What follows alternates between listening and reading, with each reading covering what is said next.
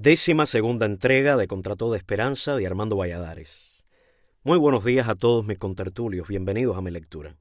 Puedes escucharla en YouTube o, si gustas, puedes escucharla en alta definición allá en la plataforma SoundCloud, completamente gratis.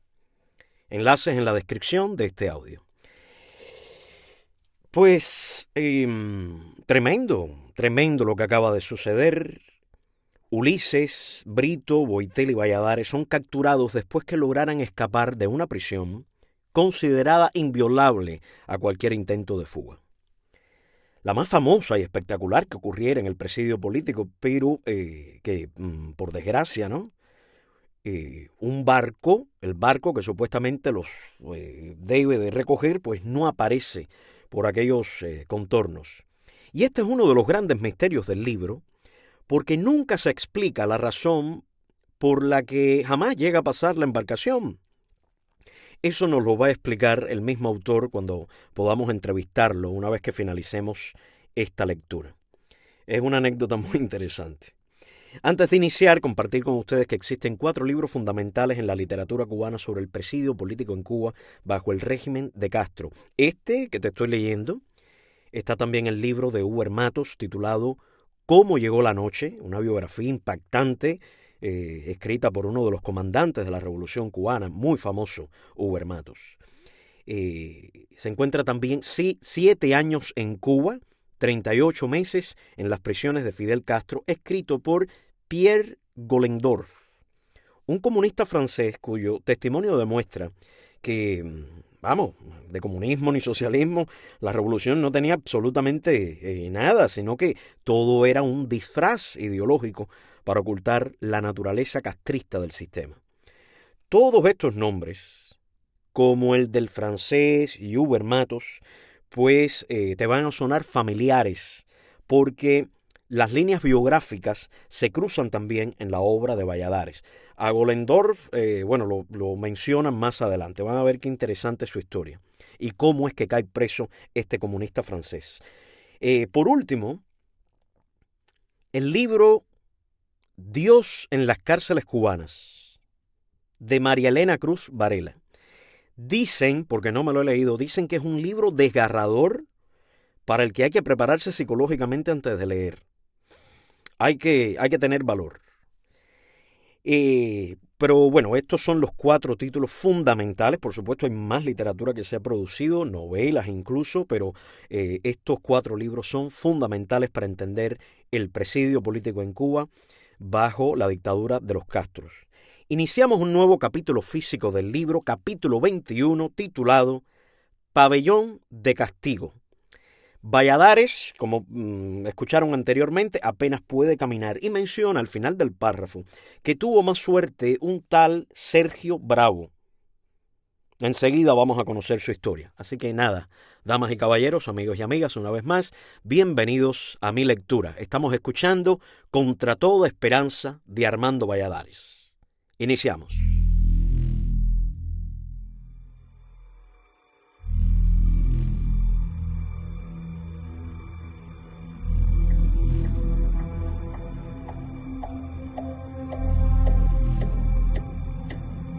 Entramos a la prisión por la posta principal.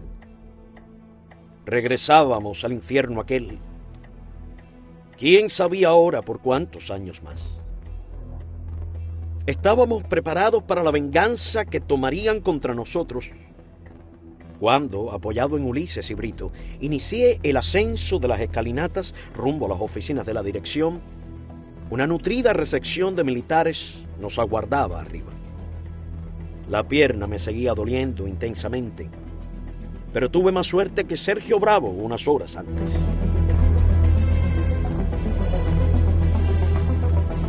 Gran capítulo, Pabellón de Castigo, capítulo físico del libro número 21, y estoy leyendo para ti la entrega 12ª.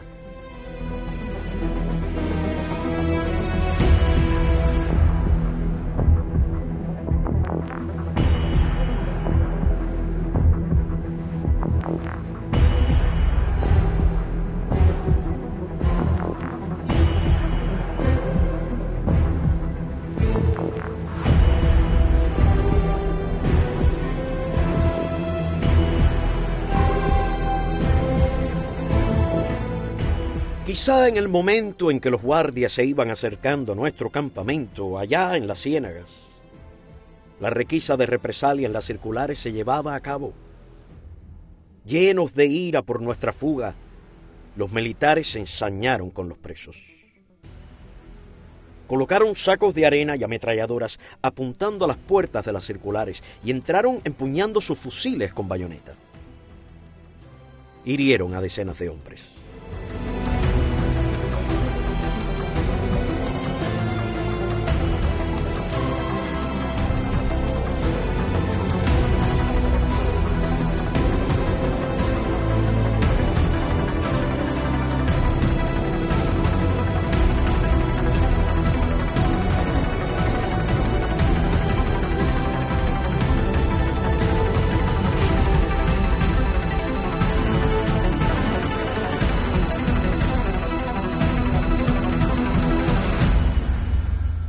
Sergio Bravo tenía apenas 30 años. De complexión atlética, muy ágil, entusiasta. Su mayor dedicación era predicar la palabra de Dios. Su perenne labor religiosa era una gran ayuda en la lucha del amor contra el odio, de Cristo contra las malas pasiones.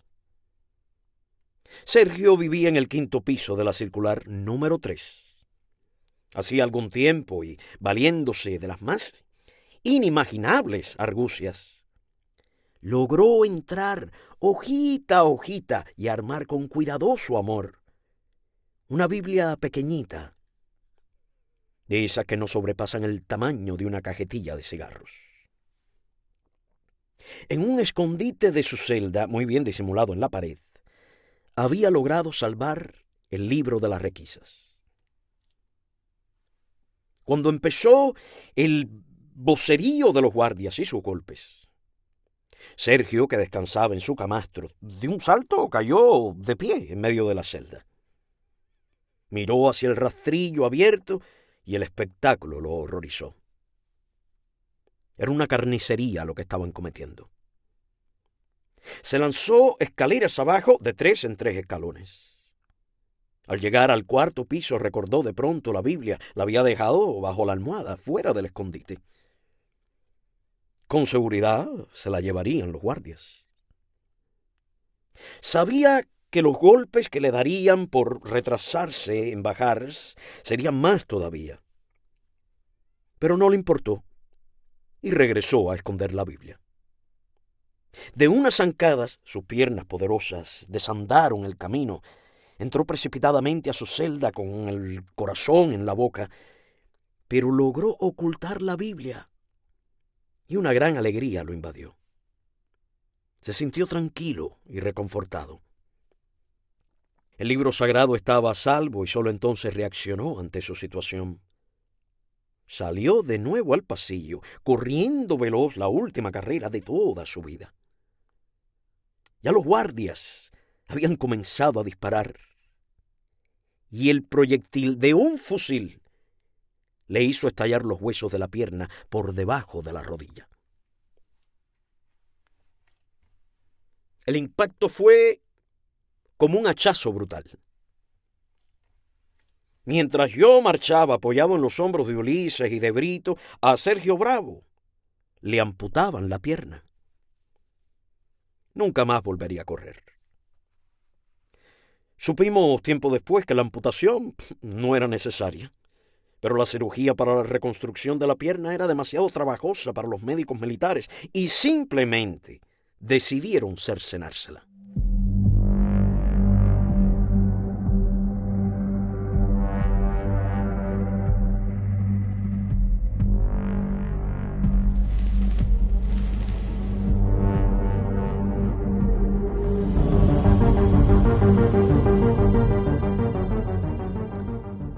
Nos hicieron entrar en el despacho del teniente Carrao. Este no se encontraba porque había salido con el teniente Cruz, un viejo borrachín que yo conocía de niño, allá en el puerto de La Coloma, militante del Partido Comunista desde entonces y convertido por la revolución en el jefe de la policía política de Isla de Pinos. Sobre la mesa del director vimos 4 columnas de fotos nuestras, sobrantes de las que se habían distribuido por toda la isla para nuestra identificación. Nos señalaron un sofá y los 4 fuimos sentados allí. De inmediato llegó el teniente Paneque, el mismo que acusó nuestro compañero de que nos había recogido en un jeep, pero nosotros no sabíamos eso. Sí nos extrañó su gentileza. Él, siempre represivo, abusador, déspota. Con toda seguridad pensó que teníamos planeado complicarlo en la evasión y su trato afable en aquel momento obedecía a un intento de que fuéramos indulgentes con él. Porque sabía que si declarábamos que nos había ayudado, iría a la cárcel sin remedio. De no haber existido esta especialísima circunstancia, otra muy distinta habría sido su conducta. Tenía miedo, temor a lo que dijéramos. Un tumulto de militares entró en el despacho. Al frente venía el comandante William Gálvez, jefe territorial de Isla de Pinos, que conocía también a Boitel. Gálvez era famoso por sus excentricidades, como aquella de andar patinando de completo uniforme por las calles de la ciudad de Matanzas y aparecerse así, en los tribunales revolucionarios, de los que formaba parte como fiscal. Estaba muy interesado en los detalles de la evasión. Aventurero por naturaleza, Gálvez no podía disimular su admiración por nuestra fuga. Hubo un momento en que dijo que ellos sabían que un submarino de la Agencia Central de Inteligencia venía a recogernos. Boitel lo negó. Pero Gálvez no lo creyó y se produjo un careo. Boitel siguió negando que submarino alguno tuviera que recogernos. ¿Cómo iban entonces a salir de la isla? Pensábamos llevarnos un barco. ¿Pero quién creen ustedes que son, Casi gritó aquel insólito comandante, considerando imposible que fuéramos capaces de hacerlo. Piense, comandante, si es más difícil llevarse una embarcación que lo que nosotros hemos hecho. William Gálvez guardó silencio. Se quedó mirando a Boitel fijamente. Se volvió y en voz baja murmuró: sí. Es cierto. No obstante, la policía política se ocupó de difundir la historieta del submarino de la CIA. Y la primera versión se la dieron a Marta González, una exiliada que regresó a Cuba desde Estados Unidos con el compromiso de escribir un libro lleno de falsedades y mentiras titulado Bajo Palabra, con materiales proporcionados por la misma policía política. Cuando el director Tarrau entró en su oficina, se hizo un silencio total. Nos miró con un odio que le salía a chorros por los ojos. Bufaba. Tenía las aletas de la nariz lívidas y se notaba que hacía un grandísimo esfuerzo por contenerse.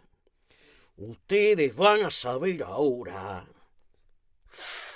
Y dejó la amenaza en suspenso. Sentí que se me helaba la columna vertebral. Para mí todo aquello era como un sueño, algo irreal, por lo ajeno que resultaba a toda mi experiencia anterior. Repasaba los últimos días y no creía que yo fuera en verdad uno de los protagonistas de tales acontecimientos. Mi vida, hasta el día de mi detención, había transcurrido de manera convencional, como transcurre la de cualquier joven de mi edad, ajena a toda peripecia, sin nada que mereciera la atención de los demás, y mucho menos ser contado. Y de pronto me veía allí, casi aturdido por cuanto había ocurrido. El director Tarrau no amenazaba por el gusto de hacerlo. tenía cuanto era necesario para cumplir sus amenazas. Inició también un interrogatorio. El único conocido del grupo era Boitel. Los demás no.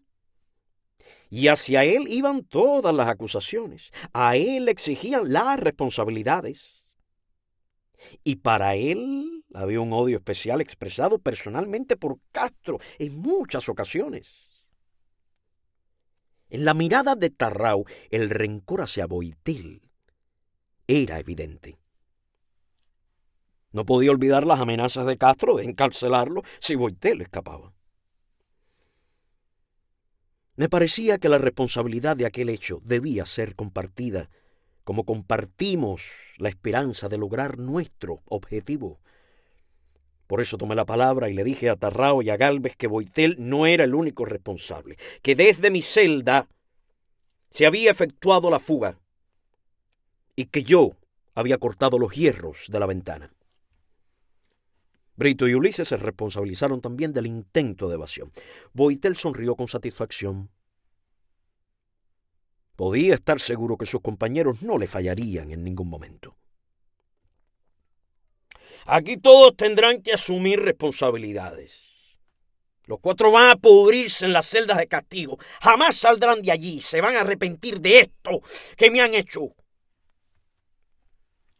Tarrao interpretaba como una ofensa personal, como un acto directo contra él, nuestras ansias de huir, legítimas en todo prisionero. Y nos amenazaba por lo que le habíamos hecho. El teniente Paneque, cada vez más gentil, nos llevó jarros de agua fría. Jarros de agua fría. Luego ordenó que nos prepararan comida. A mí las atenciones de aquel hombre me hacían temer una represalia brutal cuando llegáramos a las celdas. Toda aquella preocupación la veía como una especie de sadismo. Pretendía hacernos creer que no pasaría nada y luego se saciaría en nosotros. Nos ordenaron salir. Bajamos las escaleras hasta la entrada de la cerca de seguridad. El comandante William Gálvez y Tarrao encabezaban la comitiva. El teniente Paneque me agarró por un brazo para ayudarme a bajar. Gracias, teniente. Yo puedo apoyarme en mis compañeros. No, ellos están muy agotados, insistió. Es que estoy lleno de fango por todas partes y se va a ensuciar el uniforme. Le dije buscando un pretexto, pero Paneque se había hecho el propósito de ayudarme. Eso no tiene importancia, agregó, y me auxilió de todas maneras. ¿Qué sentiría aquel hombre viéndose de cierta forma a nuestra merced? Él, acostumbrado a golpear, humillar y vejar a todos los presos, temido por su crueldad y el abuso que del cargo hacía, ahora tenía miedo de que uno de aquellos, a los que posiblemente en otras circunstancias hubiese dado una golpiza, lo complicara en la fuga. Y así esfuerzos desesperados por neutralizarnos, por hacernos desistir de lo que suponía era nuestro propósito, acusarlo como cómplice. Sabía que si nosotros declarábamos que nos había sacado hasta las afueras del presidio, nada lo salvaría de la cárcel. Más de 200 metros nos separaban de las celdas de castigo. A mí me subieron en un jeep, pero los otros los llevaron por la carreterita para exhibirlos. De manera que todo el presidio viera que nos habían capturado. Querían demostrar su triunfo. Cuando el jeep se detuvo frente al pabellón de castigo, todavía los oficiales, rodeando a Boitel, Ulises y Brito, pasaban entre las circulares. Al descubrirlos, los presos comenzaron a llamarlos y a saludarlos. Los militares se encolerizaron por aquella demostración de compañerismo y amistad y empujaron a Boitel, que a punto de caer dio varios traspiés. El abuso desató una reacción de violencia en los presos. Dolidos, frustrados al contemplar nuestra captura, canalizaron toda la hostilidad y el disgusto que los embargaba gritando a los guardias.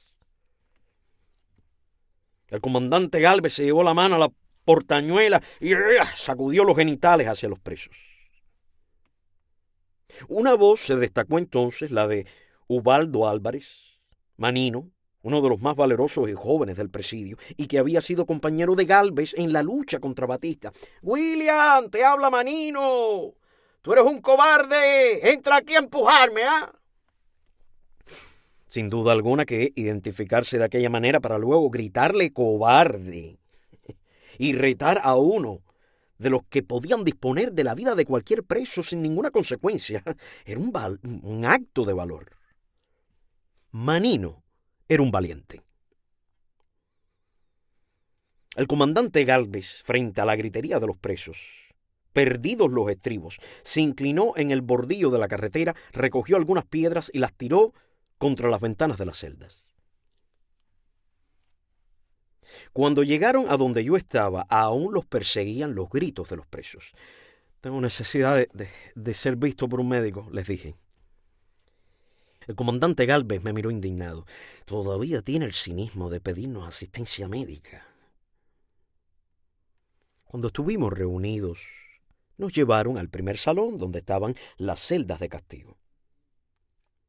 Aquella área había sido desalojada para nosotros. Eran 11 celdas construidas dentro de un salón que no había sido fabricado para esos fines.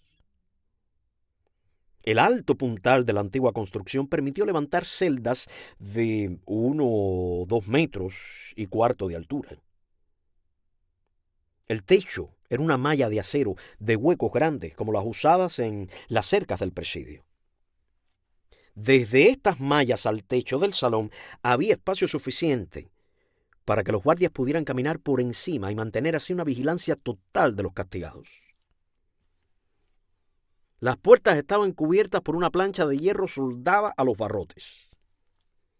Solamente en la parte inferior de la reja, muy pegada al suelo y en uno de los costados, quedaba una estrecha franja que no cubría la plancha.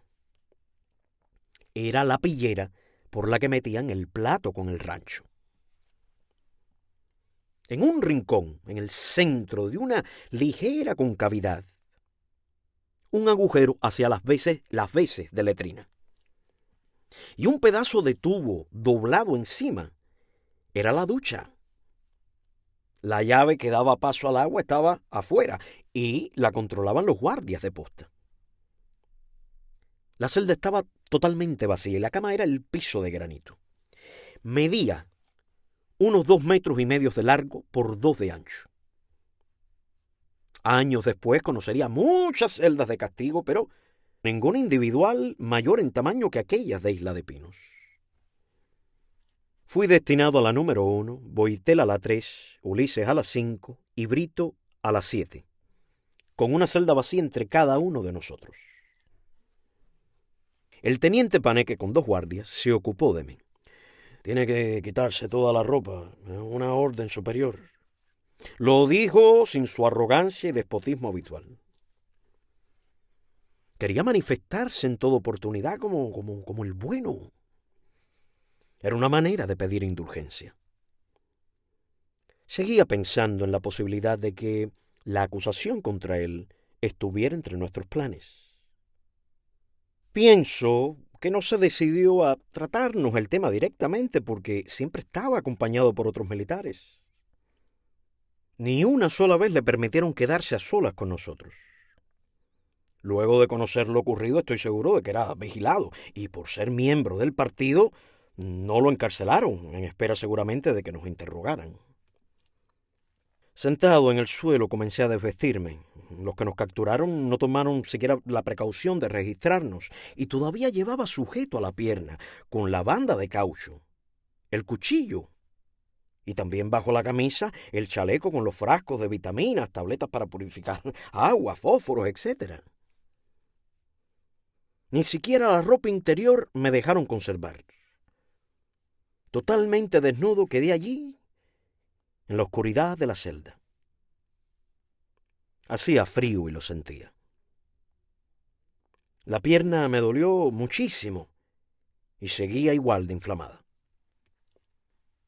Al salir los militares y cerrar la reja que daba acceso al pasillo, Boitel nos llamó preguntando en qué celdas estábamos. No tuve confusión por ser la primera. Solo Ulises no sabía exactamente cuál era la suya. No tuvo la precaución de mirar el número que, en caracteres negros, tenía pintado sobre la reja. No sabía exactamente el tiempo que había transcurrido, una hora quizá, cuando nos trajeron un plato con alimentos. Jamás lo olvidaré.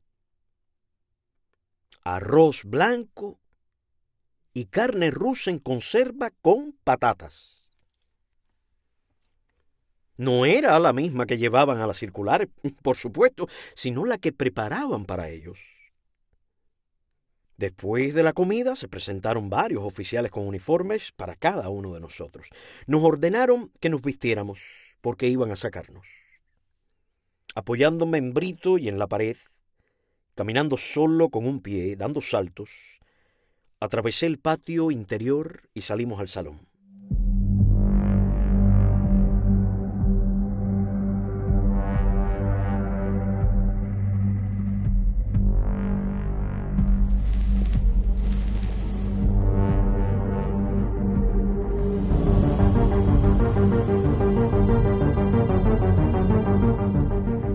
Habían preparado allí largas mesas con máquinas de escribir.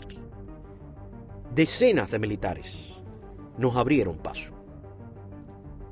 Toda la guarnición franca de servicio y sus oficiales respectivos se encontraban en aquel recinto.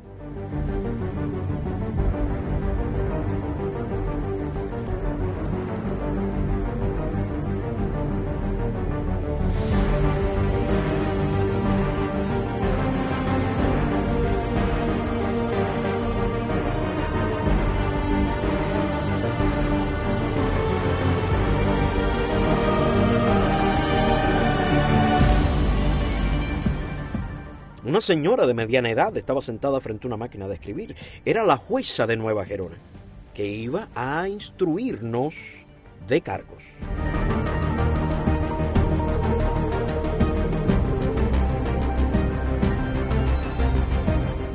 A un espectador desprevenido le hubiera parecido un trámite correcto de la ley.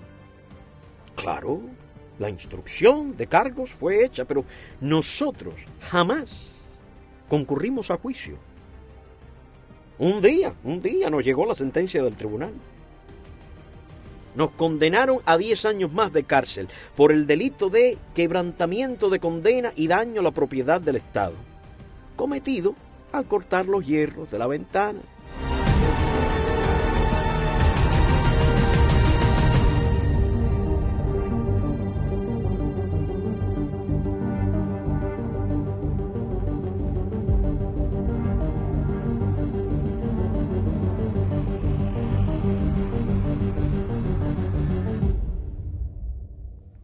El comandante Gálvez, el jefe local de la policía política y otros oficiales vestidos de civil, llegados de La Habana, comenzaron entonces las preguntas.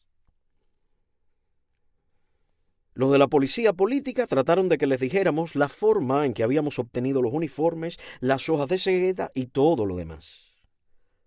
La respuesta fue la misma. El preso como un gordo al que llaman Chito había sido el enlace que nos había provisto de lo necesario. Nosotros y ellos sabíamos que no existía tal personaje, pero no hubo forma de sacarnos de aquella respuesta. El interrogatorio comenzó a complicarse cuando nos preguntaron por dónde habíamos salido. Ninguno de ellos creyó en nuestra explicación detallada de cómo lo hicimos por el cuartel. En verdad parecía algo tan imposible que se hacía difícil lo aceptaran. Sabemos que hay militares complicados con ustedes en esta intentona de fuga, dijo uno de los civiles, oficial de la policía política. Sabemos de eso más de lo que ustedes se imaginan.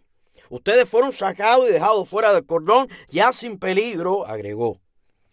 Boitel y yo, que estábamos uno junto al otro, nos miramos. No queríamos complicaciones que podían involucrarnos en situaciones que no nos interesaban en lo absoluto. Había gran expectación entre los militares que nos rodeaban. pendientes de cada una de nuestras palabras y como hipnotizados por el curso que iban tomando las cosas. La discusión se acaloró. Nuestra explicación era la misma, que habíamos salido por el cuartel. Ustedes conocen todos los detalles, el cuartel, la trinchera al fondo, porque estuvieron vigilando desde la circular y desde allí todo eso puede verse. La misma descripción pueden hacer las decenas de presos. El planteamiento del oficial de la policía política tenía para ellos una lógica irrefutable. Fue repasando los momentos aquellos que recordé las ruedas de hierro ocultas entre las hierbas del patio con las que casi me caigo, cuando fingí que orinaba para dar tiempo a que Boitel hallara la trinchera. No era posible distinguir aquellas ruedas desde la circular, se lo expliqué al oficial. Me miró con una visible expresión de duda. Llamó a otro de los civiles y salió. Regresó. Había estado en el patio del cuartel y pudo comprobar que las ruedas estaban allí. Solo entonces creyeron lo que decíamos. Entre aquellos militares había uno que seguía con especial interés nuestro relato, alto y de pelo amarillo. Era el que estaba de posta en la trinchera y que entonaba canciones campesinas cuando pasamos al otro lado de la cerca. Supimos después que al teniente jefe de la requisa, que apodaban Tareco, elemento represivo y abusador, lo enviaron a una granja, condenado a 10 años de cárcel por infidelidad en la custodia de la requisa. Lo consideraron responsable de que entráramos lo necesario para la fuga. No supieron nunca de qué medios nos valimos.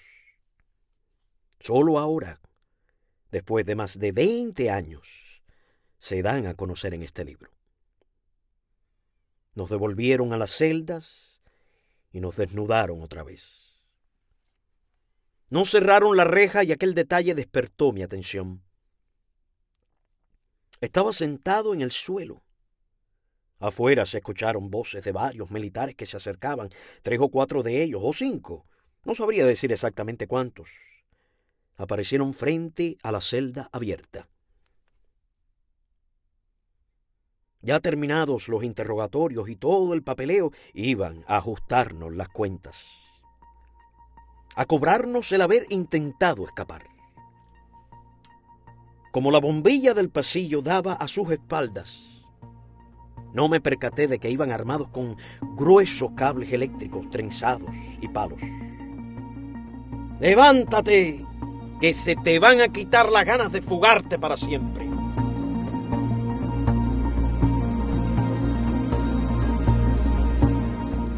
Sentí que el estómago se me contraía más que nunca antes, que me faltaba el aire y una opresión grande me aplastaba el pecho. Yo conocía bien estas reacciones de mi cuerpo. Era miedo, terror. En unos segundos, la visión de lo que iba a suceder pasó por mi mente y comprendí con horror la realidad. A mis compañeros ya les estaban pegando. Escuché los impactos secos de los golpes en los cuerpos desnudos y los gritos y ofensa de los guardias. ¡Que te levantes, maricón! Volvió a gritar el guardia levantando el brazo armado. Y todo fue como un vértigo repentino. La cabeza me dio vueltas y vueltas. Vueltas y vueltas. Me golpearon en el suelo. Uno de ellos me jaló por un brazo para ladearme y presentar mi espalda en posición más cómoda y así golpear. Golpear mejor con los cables.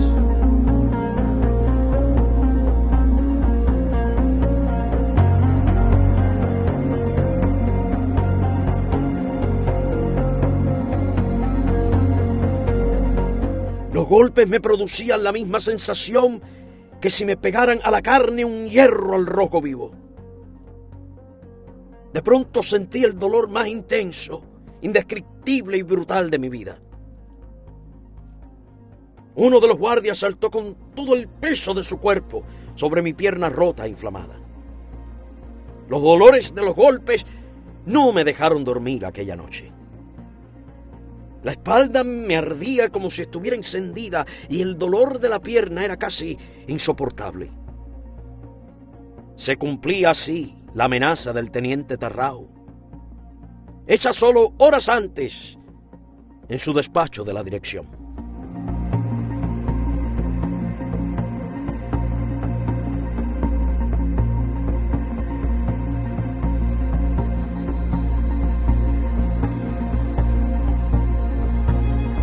La cabeza me dio vueltas y vueltas, vueltas y vueltas. Me golpearon en el suelo. Uno de ellos me jaló por un brazo para ladearme y presentar mi espalda en posición más cómoda y así golpear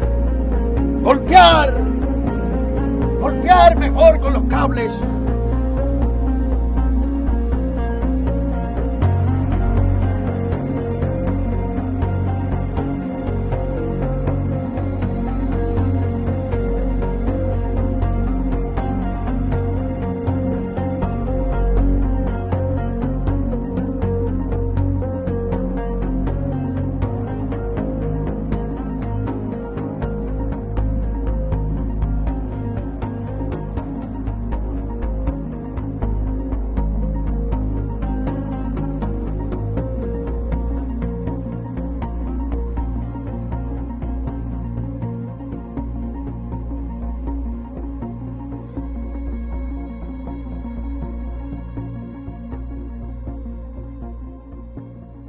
A la mañana siguiente soldaron las puertas.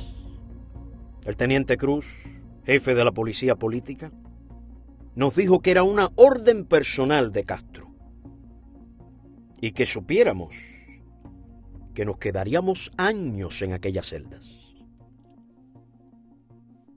El médico militar era un comunista que trataba de parecerse a Lenin usando el mismo tipo de perilla. Alto, más de 1,80 metros de estatura, de tez blanca y muy corpulento. Se llamaba Lamar. Vestía el uniforme que usaban los médicos y era un sádico. Cuando le pedí asistencia médica, se asomó por la ranura, me miró la pierna y me dijo: espero que eso sea una buena gangrena. Yo mismo entraré a cortarla. Y logró angustiarme, porque entonces realmente tuve miedo a que se me produjera una infección irremediable. La pierna seguía muy inflamada y alrededor del tobillo y del pie el derrame le daba una coloración negruzca y la piel brillaba de tan estirada que estaba. En aquel pasillo no podía entrar absolutamente nadie. Estábamos sujetos a la investigación que realizaban los cuerpos de seguridad para detener a los supuestos contactos y colaboradores. Trajeron entonces a 2 presos de la Circular 3, Oruña y Sierra, a quienes les ocuparon la radio, delatados por otro preso. La llegada de Oruña y Sierra nos permitió saber cuánto había sucedido después que descubrieron la evasión. No podía moverme en pie y me movía sentado, arrastrándome sobre las nalgas. Vino a ser más difícil la situación que nombraran como guardianes nuestros a los soldados que estaban de posta en el cuartel la noche de la fuga. Los que cuidaban las celdas eran los guardias castigados. El ensañamiento de aquellos hombres no hay cómo narrarlo. En especial el del rubio alto de la ametralladora que nos consideraba culpables de su desgracia. Este guardia se buscó una vasija de 5 galones, de las usadas para fregar los suelos, y la llevó a los presos comunes para que orinaran y defecaran en ella. Cuando la tuvo llena hasta la mitad de porquería y orines, le agregó agua y subió al techo de malla de las celdas. Fui el primero en recibir el impacto. Como la frialdad de la noche no dejaba dormir, A mediodía, aprovechando que hacía menos frío, me tiraba en uno de los rincones, agotado y rendido de sueño. La impresión de frialdad fue lo que me despertó. Estaba bañado de arriba a abajo y sentado en un charco carmelitoso y pestilente. Por mi cabeza y mi cara se deslizaban pedazos de excrementos. No pude evitar, por la sorpresa, que me cayeran dentro de la boca. El guardia estaba sobre mi cabeza, del otro lado de la malla. Veía las suelas de sus botas enormes. Me miraba con odio. No dijo una sola palabra, yo tampoco. Con el índice me sacudí unos restos de excremento de los hombros, de los muslos, y me desplacé hasta la letrina para abrir la ducha y bañarme. Estaba cerrada. Llamé al guardia. No respondió. Entonces llamé a Boitel y a los demás y les conté lo sucedido. Todos empezaron a gritar: ¡agua! ¡Agua! Entró el guardia rubio en el pasillo, el mismo que me había arrojado los orines y excrementos, y mandó hacer silencio. Luego dijo que había una orden superior de dar únicamente agua para tomar y a la hora de las comidas. Un rato más tarde llegó otro militar con una llave inglesa y cerró con toda la fuerza posible los grifos situados en el pasillo y fuera de nuestro alcance. Durante más de 3 meses permanecieron clausurados. En todo ese tiempo no se nos permitió bañarnos ni una sola vez. Únicamente aquellos baños de orines y excrementos con los que nos obsequiaban los guardias desde la malla del techo. En el pelo y el cuerpo se secó la porquería. La fetidez llenaba la celda. Cuando alguien lee o escucha acerca de un prisionero confinado en una celda en las condiciones en que estábamos nosotros, no piensa nunca en ciertas cosas porque éstas no pueden concebirse fuera de la cárcel. Entre ellas, las necesidades fisiológicas. Teníamos que hacerlas allí, en aquel agujero, en uno de los rincones. Pero al terminar, no había absolutamente nada para higienizarse, ni agua, ni jabón, ni papel, ni un trozo de tela. Como papel sanitario, había que usar los dedos. No había otra forma. Boitel estaba gritando y discutiendo con un guardia. Yo no sabía de lo que se trataba. Eso es una cobardía y ustedes son unos miserables y hacen todo esto amparados en la fuerza y en el uniforme. ¿Qué pasa, Boitel?, preguntó Ulises. Boitel nos explicó que lo habían pinchado con un palo. En realidad no entendía bien lo que quería decir con aquello hasta que el guardia, caminando por el techo, llegó sobre mi celda. Iba provisto de una larga vara de madera, devastada en la punta. Y de inmediato comprendí. De inmediato comprendí lo que había sucedido. Boitel dormía y el guardia, con sigilo, metió aquella vara y lo aguijoneó, despertándolo. Desde entonces, las varas Ho Chi Minh nos torturarían y nos pondrían casi al borde de la locura. No había posibilidad de escapar, pues el guardia desde lo alto dominaba toda la celda y podía pinchar a su antojo. La punta era roma, no hería, pero lastimaba y no nos dejaba dormir. El objetivo que perseguían precisamente era ese. Solo había un escolta que no nos aguijoneaba y cuando cada 3 días entraba de poste en aquella área, entonces dormíamos 6 horas seguidas. En cuanto su relevo llegaba, subía las mallas, vara en mano y nos aguijoneaba. Luego bajaba y a la hora volvía a subir, y otra vez el despertar súbito. Ya estaba agotadísimo. La falta de sueño y la tensión me afectaban seriamente, y lo notaba. Acudía entonces a Dios.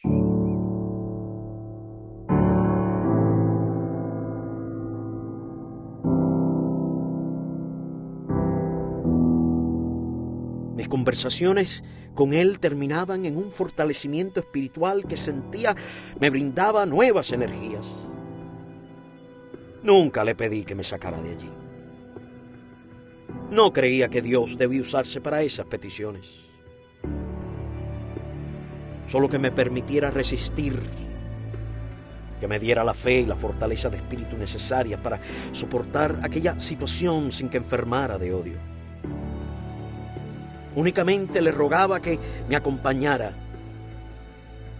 y su presencia, que yo sentía, hizo de mi fe un arma indestructible.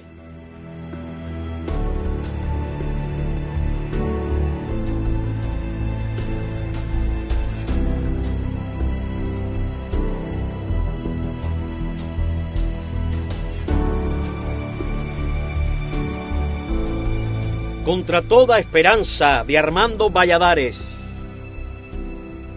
Muchísimas gracias, amigos y amigas. Hasta aquí la lectura de hoy. Hasta una nueva entrega.